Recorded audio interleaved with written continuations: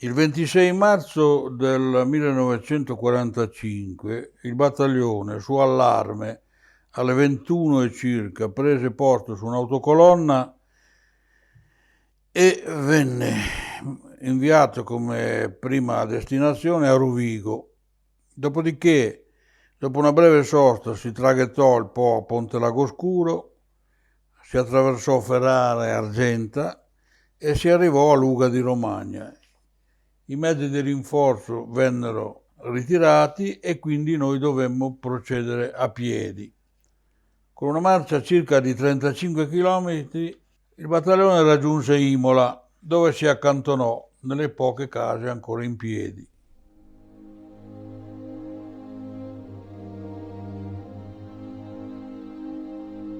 Io ero allora al comando di battaglione con incarico di ufficiale alle operazioni. Venni mandato come ufficiale appunto alle operazioni a raggiungere il comando di un battaglione di paracadutisti tedeschi che era già schierato sul Segno per prendere gli accordi necessari per effettuare il cambio tra i due reparti. Era l'11° reggimento, mi pare, paracadutisti che aveva combattuto sul fronte italiano fin dall'inizio, insomma. I tedeschi venivano ritirati e venivano sostituiti coi nostri, no? Però bisognava mantenere i vincoli organici. I plotoni dovevano restare plotoni, le compagnie dovevano restare compagnie.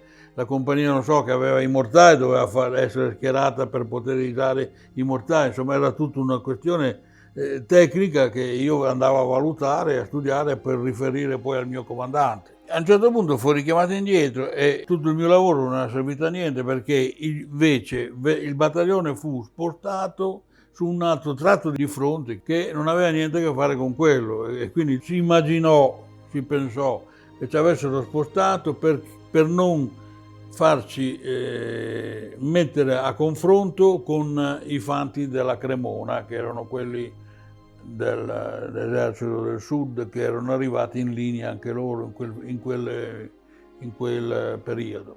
Però rimanemmo poco su quel fronte lì, perché non c'era una grossa attività, la solita attività dei fronti che stagnano, attività più che altro erano solite azioni notturne, pattuglie, venivano i cacciabombardieri a volo radente, mitragliavano, spezzonavano, poi interveniva l'artiglieria con lunghe preparazioni, poi uscivano fuori i mezzi corazzati alla distanza di circa 1 chilometro, cannoneggiavano le linee, però appena da parte nostra c'era una reazione di fuoco, quelli immediatamente cessavano tutto e si ritiravano, perché fanti insomma, uomini a terra non se ne vedeva. In quel momento noi davanti avevamo un reparto di canadesi, credo che fossero, canadesi. Proprio la vigilia di Pasqua fummo fatti rientrare nuovamente ad Imola, dove ricevemmo l'ordine invece di spostarci con la massima velocità possibile, a piedi, tra parentesi, nella zona compresa tra i paesi di Lagosanto, Codigoro, alle spalle di Comacchio.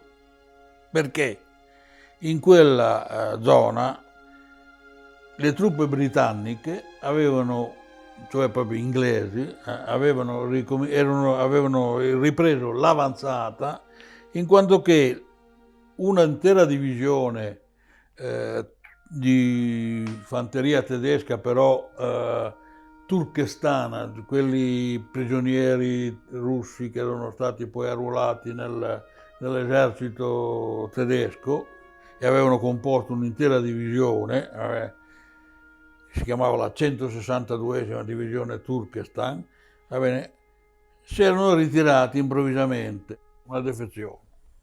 E allora si era creato un varco. A chiudere questo varco, al porto di una divisione ci andammo noi, organico, un battaglione. Quindi ecco dove comincia a nascere un grosso problema di saturazione di un'estensione di fronte che andava dai 30 ai 40 chilometri. Erano mezzi anfibi, quelli che stavano avanzando, perché lì era la zona delle valli di Comacchio, che era una zona difficile a percorrersi, perché era praticamente una zona paludosa e con tanti canali, con pochissime strade sopraelevate, con canali di bonifica, insomma era una zona tutta parte con un terreno tutto particolare che giocava a nostro favore, perché i mezzi corazzati non potevano avanzare se non con molta fatica. Con noi praticamente c'erano gli NP e il Freccia, che era praticamente il battaglione genio della decima, quello che si interessava di tutto ciò che erano lavori del campo di battaglia, trasmissioni, stendimento di linee telefoniche, tutti questi compiti qua aveva. Era un battaglione che aveva la fisionomia di un battaglione genio, insomma, grosso modo. I combattimenti, quindi praticamente dal 10 aprile, i combattimenti che ha fatto il Barbarigo sono stati tutti combattimenti di retroguardia, che consistevano nel spostare continuamente i reparti, perché bisognava muovere soprattutto le compagnie fucilieri in tutte le direzioni praticamente, accorrendo il più velocemente possibile dove improvvisamente si aprivano i vuoti negli schieramenti tedeschi. Noi con i tedeschi proprio non avevamo nessun rapporto all'infuori di quello della dipendenza. Fino a quel momento c'era la dipendenza gerarchica, cioè noi ricevevamo gli ordini di impiego, però erano gli ordini che poi noi valutavamo, non è che li prendevamo alla lettera, li valutavamo e li adattavamo alle possibilità nostre.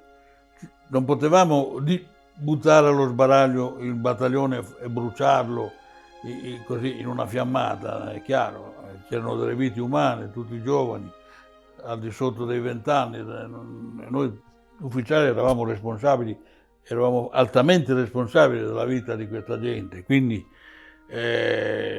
pur salvando l'etica professionale, diciamo, del soldato, la fedeltà all'alleato, però,